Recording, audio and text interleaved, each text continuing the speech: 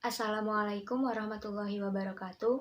Nama saya Nur Azizatul Munawaroh dari kelas Perbankan Syariah 3, NIM E20191111. Di sini saya akan menanggapi video dari Bapak Abdul Wadud Nafis tentang pengantar ilmu ekonomi makro.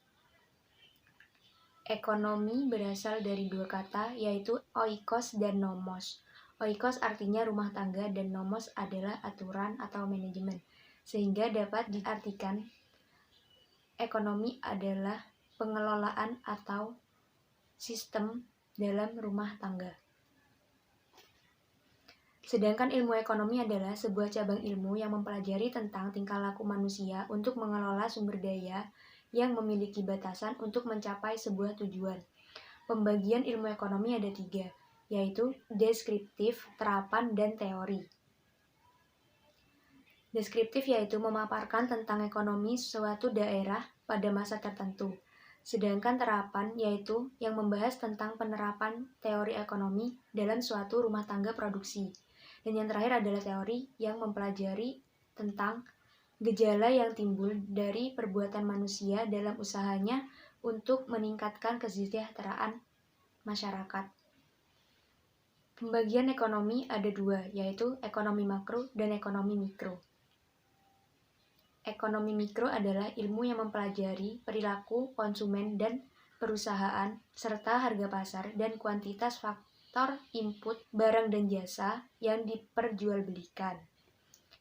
Sedangkan ekonomi makro merupakan salah satu ilmu ekonomi yang mempelajari tentang perekonomian sebuah negara secara komprehensif. Dengan kata lain, ekonomi makro merupakan suatu perubahan ekonomi sebuah negara yang berdampak pada masyarakat dan juga pasar. Tujuan belajar ekonomi makro adalah agar bisa menganalisis peristiwa-peristiwa ekonomi yang ada pada sebuah negara dan memperbaiki kebijakan ekonomi pada negara tersebut. Aspek analisis dalam ekonomi makro diantaranya yaitu pendapatan nasional, kesempatan kerja, laju inflasi, investasi, dan negara pembayaran. Sedangkan konsep dasar ekonomi makro itu ada 7. Yang pertama, pendapatan dan pengeluaran. Yang kedua, pengangguran. Yang ketiga, uang dan fungsi. Yang keempat, inflasi dan deflasi. Yang kelima, pemerintahan agregat dan penawaran agregat.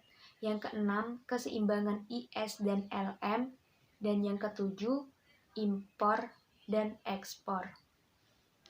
Tujuan ekonomi makro adalah untuk menjaga stabilitas ekonomi, mengontrol suatu inflasi suatu negara, membantu meningkatkan pendapatan nasional, menyeimbangkan neraca pembayaran di luar negeri, membantu pemerataan pendapatan, dan membantu meningkatkan kapasitas produksi. Yang terakhir adalah bentuk-bentuk kebijakan ekonomi makro itu ada 3, yaitu kebijakan fiskal, kebijakan moneter, dan kebijakan segi penawaran. Sekian tanggapan video dari saya. Terima kasih. Wassalamualaikum warahmatullahi wabarakatuh.